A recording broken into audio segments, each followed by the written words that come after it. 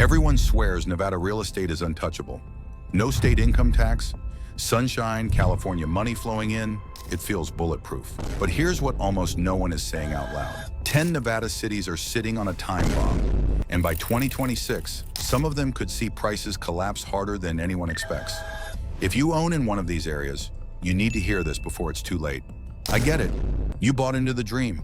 Lower taxes, more space, maybe a fresh start after escaping California's chaos or finding that perfect retirement retreat. And honestly, I don't blame you. On the surface, it all looked like a safe bet. But what's coming next? It's not just a little market cooling. It's a wave that could wipe out hundreds of thousands in equity for people who thought they were set. So let me be clear. This isn't about fear-mongering.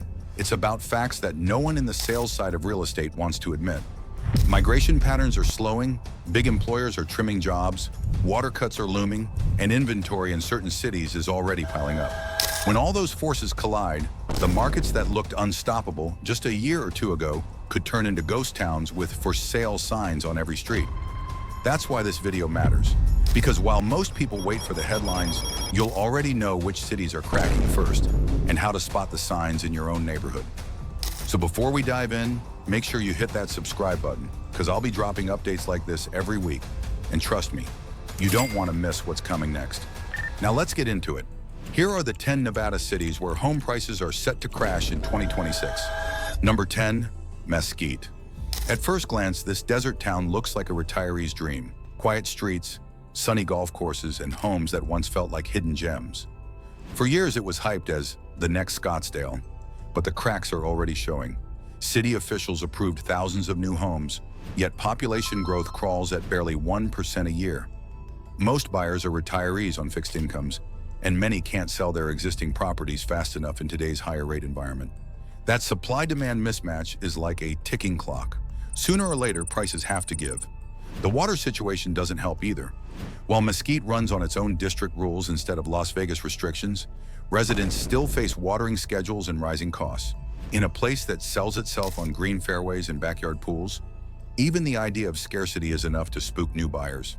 Take a drive down the main boulevard on a weekday afternoon. Casino parking lots sit half empty, model homes wait untouched, and sales agents quietly push incentives that didn't exist a few years ago. The desert oasis is starting to feel more like a mirage.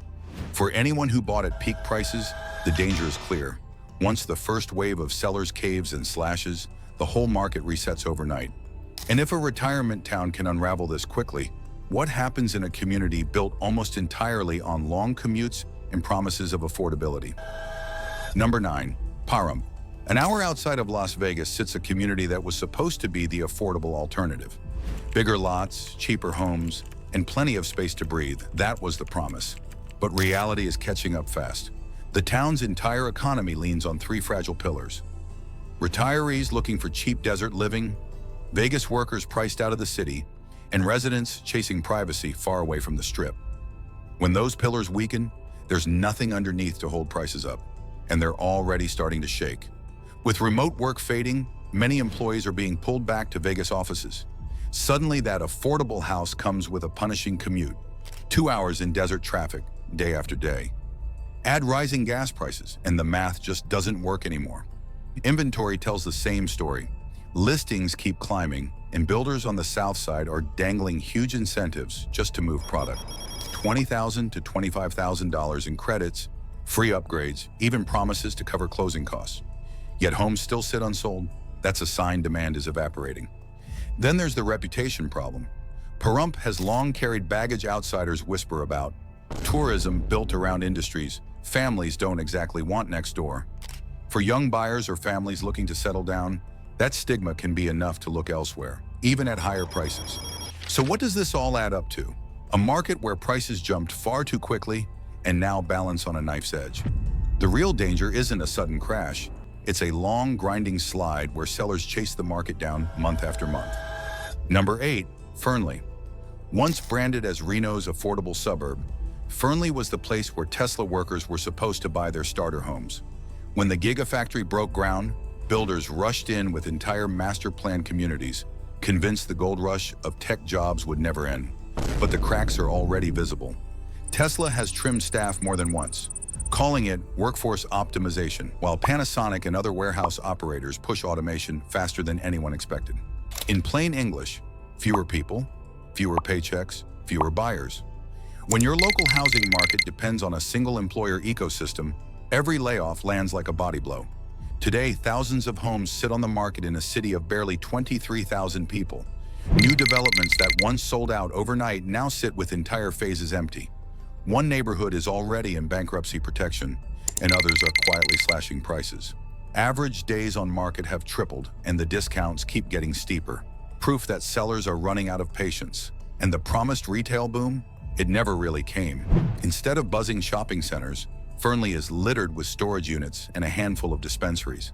Families expecting a thriving community found themselves surrounded by unfinished subdivisions and empty streets. For buyers who jumped in during 2021 or 2022, it's a sobering reality. Many are now underwater, owing more than their homes are worth. This is how optimism turns into liability. Number 7, Boulder City. Just 20 minutes from Las Vegas sits a town that prides itself on being different. No casinos, strict growth limits, and the draw of Lake Mead right at its doorstep. For years, Boulder City sold itself as a safe, small-town alternative to the chaos of Vegas. But the very things that made it unique are now becoming weaknesses. Home prices here soared past $600,000, even though the town has barely 16,000 residents. That's higher than many Las Vegas suburbs with far more jobs and amenities. The economy depends heavily on tourism from Hoover Dam and Lake Mead. But visitor numbers have been sliding, and the lake's shrinking shoreline is a constant reminder of long-term water uncertainty. Strict growth controls once pushed prices higher by limiting supply. But when demand cools, those same limits become a trap. With fewer buyers coming in, there's no new supply to spread the shock across the market. It's like being strapped into a roller coaster with no brakes. The ride feels safe until momentum suddenly shifts. On the ground, the warning signs are already here. Estate sales are popping up as longtime residents cash out, while new buyers hesitate. And when homes do hit the market, they sit far longer than they did just a couple of years ago. This isn't a city that will crash overnight. It's one that slowly loses altitude, dragged down by its own limitations and shrinking demand. Number 6, Ely. High in the mountains of eastern Nevada sits a mining town of just a few thousand people. On paper, Ely looked like the next big bet. Lithium discoveries, copper mining, and even promises of cannabis cultivation facilities. For a brief moment, speculators piled in, convinced this tiny community would transform into the next energy hub. But promises don't pay mortgages. Prices here shot up more than 60% in only a few years, even though the median income barely tops $50,000. That math doesn't work. Mining jobs have already been trimmed, lithium projects are still in the works, and the flashy new industries that were supposed to deliver hundreds of jobs, many never broke ground. Walk through downtown on a weekday and the mood is clear. Half-empty storefronts, casinos with more employees than customers, and for sale signs that hang for months. Locals shake their heads, knowing outsiders drove prices far above what the town can actually support. This is the kind of market that unravels quickly. It doesn't take a wave of foreclosures, just a few investors panicking and dropping prices to spark a chain reaction. Once comps reset lower, everyone else is forced to follow. Number 5, Laughlin. On the banks of the Colorado River lies a town that once dreamed of being a retirement playground. Casinos, cheap riverfront homes, and promises of endless sunshine made Laughlin look like a smaller, more affordable Lake Havasu. But the shine has worn off. Tourism numbers never fully bounce back, and the average visitor is now well into their 70s. That means fewer dollars flowing into restaurants, hotels, and shops. Several casinos have cut staff, one major resort has been shuttered for years, and walking the Riverwalk today feels more like visiting a relic than a thriving destination. Meanwhile, housing costs are surged to levels that make no sense for a market this fragile. Families who moved in for affordability are now staring down brutal summers where temperatures push past 120 degrees combined with HOA fees that keep climbing to cover maintenance against desert heat. In some neighborhoods, 1 out of every 4 homes is for sale, and buyers aren't lining up. Laughlin's story is a warning because when a town depends on aging tourists and outdated casinos, there's no easy way to reinvent itself. Number 4, Winnemucca. Tucked along Interstate 80, Winnemucca looks like just another truck stop town. But during the mining boom, outside investors convinced themselves it was the next big growth story. Houses that sold for under $80,000 just a few years ago suddenly quadrupled in price, all on speculation. The problem? This is a town with a shrinking population and an economy built on one gold mine and long-haul truckers. When production slows or investors get cold feet, there's nothing else to prop up demand. Listings already sit for months, some cycling on and off the market with deeper and deeper discounts. Downtown tells the story better than any spreadsheet. Boarded up storefronts, empty restaurants, and subdivisions where for sale signs outnumber families. It doesn't take a wave of foreclosures to reset the market, just one desperate seller willing to cut $100,000 off the asking price. In a small town, that single comp drags down the whole neighborhood. Winnemucca isn't a market correction, it's a slow-motion reckoning. Number 3, Henderson. For years, Henderson was the crown jewel of southern Nevada. Master-planned communities, sparkling pools, manicured golf courses. It looked like the perfect escape for Californians fleeing high taxes. But beneath the polished surface, the numbers don't add up. Since 2020, tens of thousands of new homes have been built, outpacing population growth. Builders bet big that the California exodus would last forever, but that wave has slowed, leaving entire phases of Cadence, Inspirada, and McDonald Highlands struggling to fill. Incentives are stacking up, tens of thousands in rate buydowns, free upgrades, and still homes linger on the market. Then there's the elephant in the desert, water. Lake Mead sits at a fraction of its old levels, and Henderson has already rolled out tighter restrictions. Golf courses that once defined prestige neighborhoods are now fighting brown grass and higher costs. Wealthy buyers don't like paying luxury prices for dead fairways, and middle-class buyers can't shoulder rising HOA fees on top of higher mortgage rates. Drive through some of the newer communities and the cracks show. Empty model homes, retail centers with half the storefronts vacant, and amenities that aren't drawing crowds anymore. It feels less like a thriving suburb and more like a promise waiting to be broken. Number 2, Sparks.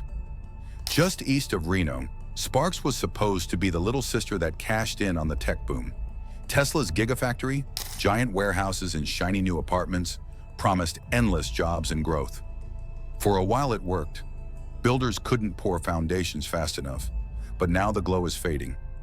Tesla has already trimmed staff, Panasonic is automating, and warehouses don't hire nearly as many people as they once did.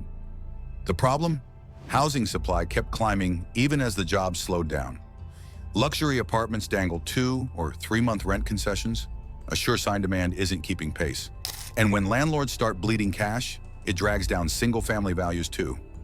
Meanwhile, Sparks spent big on infrastructure, borrowing against the future tax revenue they thought would roll in forever.